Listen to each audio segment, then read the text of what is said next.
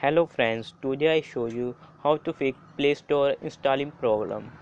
After 100% downloading, app will be not installed automatically. So let's start it. Firstly, go your Play Store and download any app. I download Google Logout. Click on install and accept. App will be starting downloading.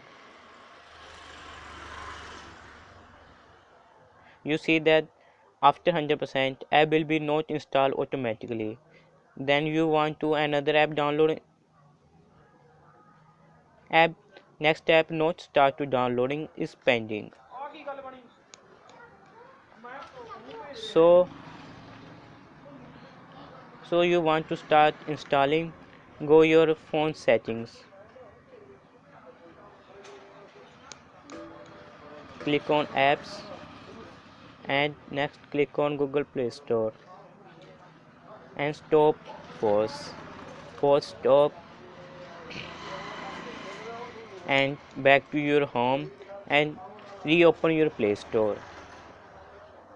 You see that app will be start automatically install. That way you will start download installing app. Thank you friends to see my video.